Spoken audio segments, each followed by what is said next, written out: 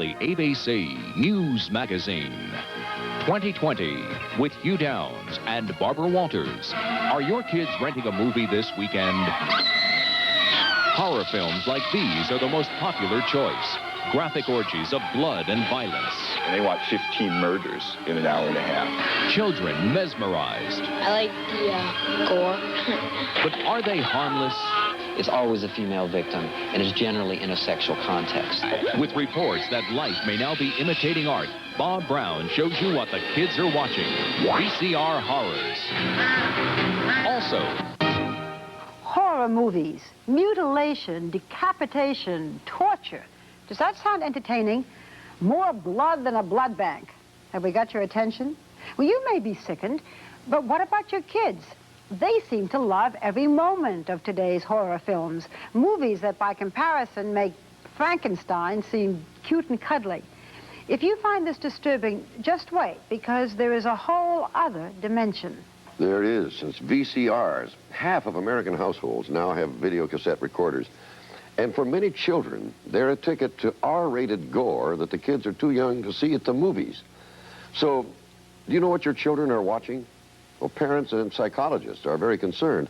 And tonight, Bob Brown will show us why. Fair warning, though, there is some graphic violence in this. But we say that for you, not your kids. They've probably already seen it.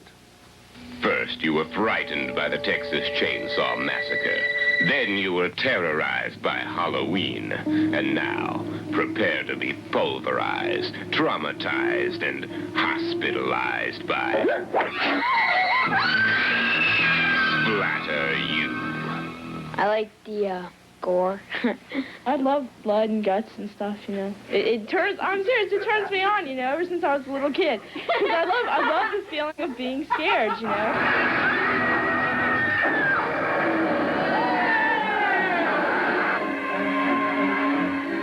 Saturday afternoon matinees aren't what they used to be. To begin with, kids don't have to go to the movie theater. They can bring the movie home from the rental store.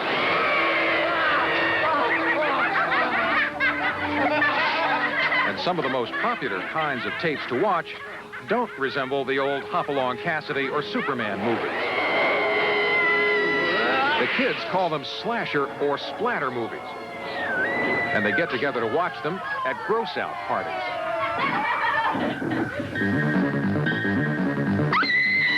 The movies are extremely violent, sexually provocative, and have graphic displays of mutilation.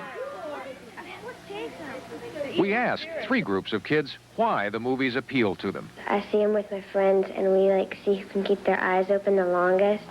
Slumber Party Massacre. That was a classic. This guy just goes around killing people. That's the plot of all scary movies.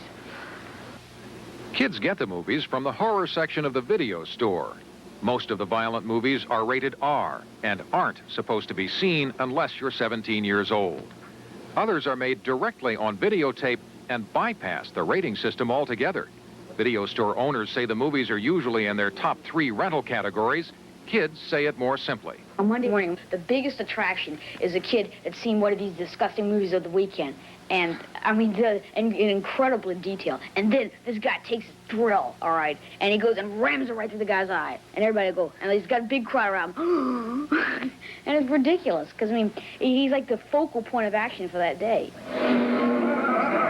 While the movies may be the rage with kids, it's a different story when their parents learn about what they believed were simply horror movies. I considered myself an informed, concerned parent and mother, as we all do, and I had no idea that it was at the depth of this absolute mutilation. Oh, my God. What's wrong with that? I haven't watched it myself. What particularly shocks parents is the degree and repetition of gore and violence. In the movie these parents are watching, Make Them Die Slowly, 2 women are tortured for hours and then forced to watch as their male companion suffers another indescribable torturing process and is then beheaded. In this movie, Evil Dead 2, the male star is killed early in the film. But not only does he return as a spirit and appear to be killed several more times, One of the film's highlights occurs when he cuts off his own hand with a chainsaw. Please don't hurt me. The female star also appears to be killed several times. How did it get to this? What happened to old-fashioned horror, the sounds and mental images of Hitchcock and the other masters? Chas Balun is a critic, author, and publisher who specializes in this genre. His books include such titles as The Gore Score and Horror Holocaust. How are horror movies different now than they were when you were a kid? I think we got a real impatient kind of contemporary audience now that's more raised on TV, that's more raised on MTV. The audience wants some noise. They want some thunder. They want the smoke machines. They want some loud rock music, and they want 15 murders in an hour and a half. They don't want to hinge a movie around 2 murders or 3 like in a Psycho kind of film. They want to have a body count. That may be true today, but certainly Alfred Hitchcock's films were scary, and they didn't use graphic violence, even in the famous shower curtain scene from Psycho. 2 films seem to have provided the impetus for productions to become more and more explicit. The first was Night of the Living Dead in 1968, and the second was the 1974 release of Texas Chainsaw Massacre. Each was made for less than $200,000, and they reportedly have grossed more than $50 million apiece. The phenomenal financial success of Texas Chainsaw Massacre in particular led to a glut of Hollywood filmmakers, including several pornographers, moving into the horror field. They'd taken that same formula, and instead of those explicit sex shots, they substitute women being killed and murdered by men. And stories of members of organized crime wanting in on the action have also surfaced. In fact, Texas Chainsaw Massacre was distributed by a company headed by Louis Pereno. Not only was Pereno the producer and distributor of the porn hit Deep Throat, he is also considered by police to be an operative of the Joseph Colombo Mafia family. Texas Chainsaw Massacre and its sequel, Texas Chainsaw Massacre 2, are still 2 of the biggest hits in the video rental market. It is the explosion of that video rental market that fuels the modern horror films. But even with all the violence, it's still only acting and special effects. So if kids like it, which they obviously do, what's wrong with making the violent films? Often they're seeing slasher movies that the central plot is based on rapes and chases with women being pursued with buzzsaws and drills and being brutalized, raped, murdered, and parents don't realize that. Dr. Dan Lintz is a psychology professor at UCLA and has co-authored a book on violence and behavior patterns. The reason that we undertook these studies to begin with was because we feared that people were getting desensitized to the violence in these films, particularly violence against women. And the results of his 4-year study show that people were affected by the movies, particularly in their attitudes toward women in real life. When we put them in a situation where they had to make a judgment about a female victim in another context, let's say a rape victim or a victim of battering, we found that those people that were exposed to these teenage slasher films were less sensitive to that victim than were subjects who were exposed to other kinds of films or who were exposed to no films at all. This is it. Here we go. Nice, nice, nice. Right there. Linnea Quigley is currently one of the leading females in horror movies. She's posing here for the poster of her next film, Tantalizer. And her roles do seem to have a common thread. I've been buried alive in mud. I've been victimized. I've been beat up. I've been impaled on antlers. I've been eaten by monsters. I've had zombies attack me. Just about everything that could happen has. And even a few of the kids we talk to are concerned about women usually being portrayed as the victims. Why does it always have to be women being killed? Why couldn't it be men? So that's the whole point. I hate it because I always kept that in mind of like, why always women? But by far, most of the kids told us that parents and psychologists are overreacting. That it's just in the movies. A lot of times the women are the victims because I guess women are supposed to be, you know, so fragile and so scared and everything, but it doesn't bother me, you know.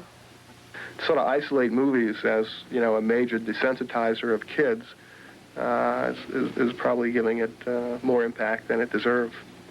Andy Pfeiffer heads Empire Productions, one of the largest makers of horror films and risque videos. In terms of our films, the violence is largely tongue-in-cheek. Walter Jostin is the owner of Paragon Films, a new company that has had commercial and critical success with 2 horror movies, including Witchboard. It's a changing world. I don't think we're showing anything in our films that is worse than anything they're going to see on the news or on the street. The difference is, I think, that with the slasher film, what you have is this preponderance of violent images against women. In the news, the victims tend to be spread across many aspects of society within certain strata of society, males and females alike, black and white. In slasher films, it's always a female victim, and it's generally in a sexual context. You have a son, right, who is still fairly young. Yes, he's 5. At what point would you want him to start watching some of these films? He has seen all of our films to date. We don't feel he's seen anything that is jarring enough to scar him for life or anything, so to speak. But the district attorney in Boston, Massachusetts, Newman Flanagan, thinks 5-year-olds are too young to see these films, and he has a reason. Last November, a 5-year-old boy, assisted by a 3-year-old friend, stabbed a 2-year-old girl 17 times with a knife. They talked to their parents and the police officers after the incident, and they told them that they were talking about the Friday the 13th and Freddy Krueger and the type of knife that was used. And here's a 5-year-old that when they brought out knives, he said, that's the type knife. That's the knife that we used. And Because of their ages, the boys could not be prosecuted. The 2-year-old girl is recovering. In tiny Beckville, Texas, the story had a different ending. Last May, at a graduation party for seniors from Beckville High, students were drinking beer and whiskey at a classmate's home. Some were watching a video called Faces of Death, which purports to show not fictional, but actual recordings of violent deaths. 2 of the students disappeared from the party. They were David Metcalf and Teresa Ann Downing. Metcalf later returned. But the next day, Teresa Ann Downing's body was discovered near this cemetery, not far from where the party was held, partially clothed, smothered, and beaten to death. Metcalf originally confessed to the murder and then recanted his confession. He has pleaded not guilty and is awaiting trial. Police believe drinking probably had more to do with the crime than the video. But interestingly, in his high school yearbook, Metcalf lists his favorite movie as Faces of Death. There are moves underway in several state legislatures to require that all videos display prominently a rating that describes their content. And many parents also want a better definition of R-rated. We would like the Motion Picture Association to consider a further category of the R rating. We would call it RV, and that would classify a film as being rated R because of its sexually violent or its extremely violent content. The bottom line is that even if new rating requirements are put into place, it's a voluntary system, and it isn't against the law for stores to continue to rent these violent videos to children. And it's also an issue on which a mother and her child continue to disagree. Even if the films have special effects, and we all know that they're not real, in a child's perception or in an adult's perception, we're still dealing with repeated violent acts and the association of sex and violence that may make us more callous to those acts committed in real life. You can't just say, okay, you can't see it and you can, because, you know, some people, they're 25 and, you know, they can't mentally handle these killings. And, you know, some people when they're 3 years old can see a rated R movie and know that it's not real and just have it be there and be entertaining and scary at the same time, but not be, you know, completely inappropriate. What a bright child. Children are very wise. I guess in some ways that increases a parent's responsibility. I can see why, yeah. A couple of questions, Bob. Can children rent these cassettes, any cassettes from these rental places? Well, it's against the rules if it's rated R, but it's not against the law. So the answer is yes. And many of the video stores, in fact, are staffed by teenagers during the weekends or after hours. So it's very easy for children to walk in and rent a video. The other thing is when you rent these, you know what you're renting maybe, but when it comes in the box, it's pretty plain. It just has the title. And how can a parent, or anyone renting for that matter, know exactly what the content is? If the motion picture has been in theatrical release, it'll have its rating right on the box. If it was never released in theaters, it won't have a rating at all. So in that case, I would say a parent should look at the title, and if it has no rating, they might want to find out more about it before they let a child watch it. Right. Thank you, Bob.